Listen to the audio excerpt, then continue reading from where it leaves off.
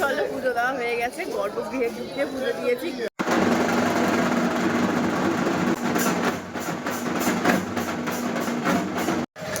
এত লাইন আমি বুঝতে পারছি না সন্ধে গেলে গিয়ে পৌঁছাবো নাকি। 500 টাকা করে লাগছে। চলো গিয়ে দেখ।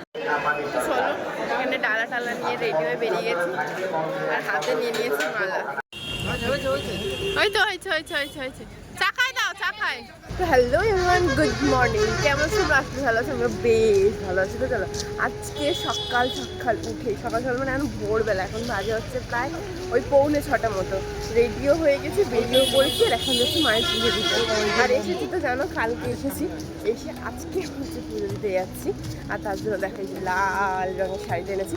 আর এখন থেকে বুঝতে পারছো যে হালকা অন্ধকার আছে কিন্তু এখনো, মানে এখন বাজে হচ্ছে 5:30 থেকে 5:45 পর্যন্ত। তো চলো যাই গিয়ে পুজো দিই। আর একটা জিনিস দেখলে এক্ষুনি অবাক হয়ে যাবে, কারণ এখানে দেখে আমার চোখ দাঁড়িয়ে গেছে। সেটা হচ্ছে মায়ের পুজোর জন্য লাইন করেছে রাস্তা থেকে। দেখে নাও, দাঁড়াও দেখাচ্ছি। এইখান থেকে কি লাইন করেছে না? ইয়ার কি মারছে, এইখান থেকে লাইন করেছে রাস্তা থেকে। এই সর্বনাশ, এরা কবে পৌঁছাবে? রাতে? কি সর্বনাশের লাইন এটা। এ বাবা, ওই জন্য বলেছিল এত লাইন আমি বুঝতে পারছি না সন্ধে গেলে গিয়ে পৌঁছাবো নাকি। কিন্তু যদিও এই লাইনে লাইন দেবো না, একটা ব্যাপার আছে। চলো গিয়ে বলছি হচ্ছে কি ভিআইপি লাইনে লাইন দিতে হবে, নাহলে কিন্তু এই লাইনে লাইন দিয়ে আজকে আর মায়ের কাছে পৌঁছাতে পারবো না। তো চলো দেখি কিছু ভিআইপি ইন্তজাম। একদম ভোরবেলা, সব দোকানপাট এদিকে সব বন্ধ, আর এইখান থেকেই লাইনটা পড়েছে। বুঝতে পারছি না এইটাই কি ভিআইপি লাইন রাস্তা পর্যন্ত, যেটা মেন গেট থেকে শুরু হয়েছে, নাকি একেবারে এইটা একদম ঘুরে ঘুরে। কারণ এখান থেকে লাইন হলো তো রাতে, মানে একদম রাত 2টায় পৌঁছানো হবে মনে হয়। চলো এখানে ডালা টালা নিয়ে রেডি হয়ে বেরিয়ে গেছি আর হাতে নিয়ে নিয়েছি মালা। চলো এখানে ডালাও হয়ে গেছে, এখানে 3খানা শাড়ি আছে, মালা আছে, আলতা কিছু সব আছে। ওগুলো ভিতরে আছে 3খানা শাড়ি, একটা মাসিমণির, একটা আমার, একটা মায়ের করে 3খানা শাড়ি আছে। আর মালা ধরছি না, ওই হাতে ধরতে হয়েছে বাঁচবে। চলো এইবারে যাবো হচ্ছে পুজো দিতে, কিন্তু তার জন্য ভিআইপি লাইন যেতে হবে 500 টাকা করে লাগছে। চলো গিয়ে দেখা। পার হেড 500 টাকা। পার হেড 500 টাকা করে, তিনজনের 500 নয়। আর এখানে তো ডালার মধ্যে যে দোকানে, সেই দোকানের নামও লেখা থাকে, কিন্তু আমাকে তো দেখতে পাচ্ছি না। চলো এই যে মন্দির, আর এই দিকে দেখো পড়েছে হচ্ছে জেনারেল লাইন। জেনারেল লাইনটা দেখে না, এদিক দিয়ে ঘুরছে ঘুরছে লোক, এত লোক এত লোক। আর এই দিকে হচ্ছে 500 টাকার লাইন। এই যে মায়েরা যাচ্ছে, লাইন কিন্তু এখানেই শেষ হয়ে গেছে এতটুকুই। আর এই সামনেই মন্দির, সামনে গিয়ে দেবো। এই যে হাতে রয়েছে ডালা, আর আমরা লেগে গেছি লাইনে। তো এটা হচ্ছে বললাম যে 500-এর লাইন। তো দেখি চলো, এটা বলেছে 1 ঘন্টার মধ্যে কিন্তু পুজো হয়ে যাবে। দেখা যাক যে পুজো আদৌ হয় কিনা 1 ঘন্টার মধ্যে। না হলে বলছি দাঁড়াও যে আসলে এরা ঠিক কমিটমেন্ট দেয় কিনা। ঘন্টার মধ্যে পুজো দিতে পারবো 500 টাকা দিয়ে, কিন্তু তার মাঝখানে এই 1 ঘন্টার মধ্যেও কিন্তু একটা এন্টারটেনমেন্ট চলছে, মানে ব্যাপারই আলাদা। 500 টাকা দিলে কিন্তু 500 এলাই ব্যাপার আছে। এই প্রোগ্রামটা কোথায় হচ্ছে দেখো, ঠিক মন্দিরের সামনেই। আর আমরা মানে সত্যি বলতে কি কেউই জানতো না যে এরম একটা প্রোগ্রাম এত ভোরবেলা হয়ে থাকে।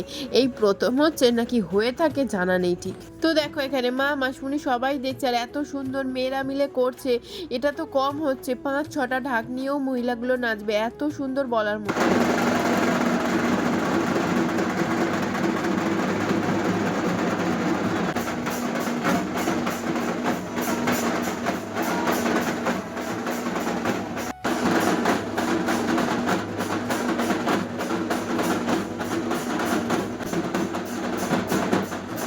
বিশ্বাস করো সকালটা এত সুন্দর হয়ে যাবে এনাদের জন্য আমি ভাবতেই পারি না। আর এই দেখো 6খানা ঢাক নিয়ে নাচবে।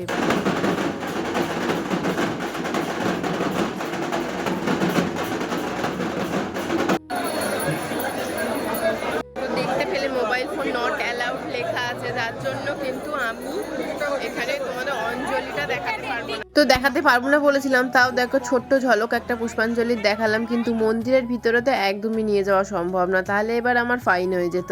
তো আমি ওই মন্দিরের সামনেই যেখানে মানে অঞ্জলিটা দিতে হয়েছে, মায়ের মুখ দেখে কিন্তু তোমরা অঞ্জলি দিতে পারবে না, এতটাই ভিড়ভাট্টা হয়। আর লাস্টে আমরা কথা শুনলে মানে তোমরা আমার কথা শুনলে বুঝতে পারবে যে কি না আমরা সমস্যায় পড়েছিলাম ভিতরে গিয়ে। আর তারপরে চলো ওখান থেকে বেরিয়ে ভালো করে ধূপ দেখিয়ে মা আবার পাথরও বেঁধে নিলাম কিছু মানত পূরণের জন্য। তো চলো পুজো দেওয়া হয়ে গেছে, গর্ভগৃহে ঢুকে পুজো দিয়েছি, কিন্তু তোমাদেরকেও দেখাতে পারিনি, আমি নিজেও মায়ের মুখ সেরকমভাবে ভালোভাবে দেখতে পারিনি। আর তোমাদেরকে দেখাবো ভাবছিলাম, কিন্তু দেখতেই পেলে যে লেখাই আছে যে ক্যামেরা নট অ্যালাউড। তো দেন আমি ওখানে ঢুকে মানে বিশ্বাস করবে না, মেরে ধরে বার করে দিয়েছে আমাকে, বছর চুরি চামারি করে গিয়েছিলাম ওখানে।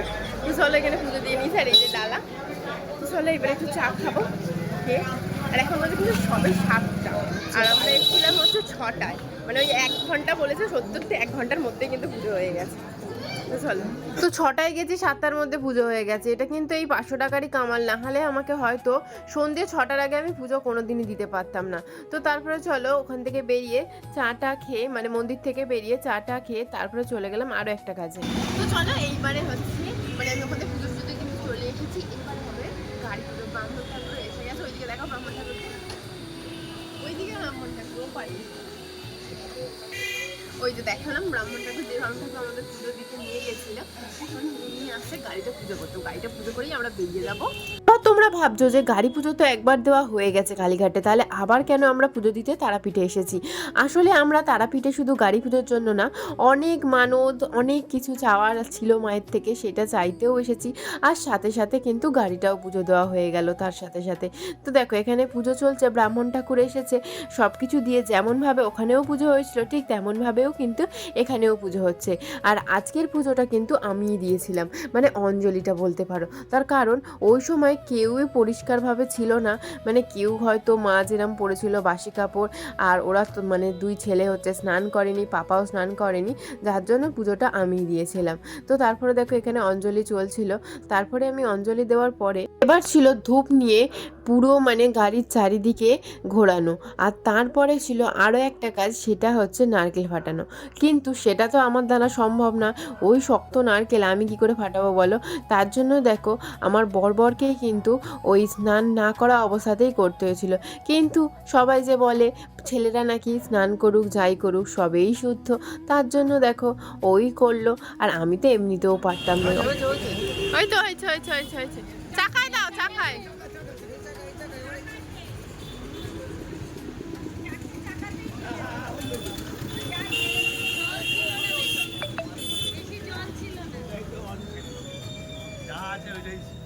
তারপরে নারকেল জল 4টে চাকায় দেওয়ার পরে এইটা ছিল হচ্ছে লাস্ট পালা, সেটা হচ্ছে গাড়িতে দেওয়া হচ্ছে মালা। আর এই মালাকে আরেকটা জিনিস কিন্তু ঠাকুরমশাই বলেই দিয়েছিল, এই মালা অবস্থায় কিন্তু মানে লাগানো অবস্থায় গাড়ি চালানো যাবে না। এটা ছিল পুরো ঠাকুরের গলায় থেকে নিয়ে আসা মালা, এটার যেন একটাও নিচে না পড়ে। হয়ে গেছে, এবার যাচ্ছি বাড়ির দিকে। তো চলো আপাতত পুজোও শেষ, ঘোরাও শেষ, এবার যাচ্ছি বাড়ির দিকে। পরের দিনকেই বেরিয়ে পড়েছি বিকেলবেলা বাড়ির দিকে। আর আজকের ভিডিও এখানেই শেষ করলাম। ভালো লাগলে তোমরা কি করবে, লাইক শেয়ার সাবস্ক্রাইব করে দেবে। আজকের মতো টাটা, বাই বাই এভরিওয়ান।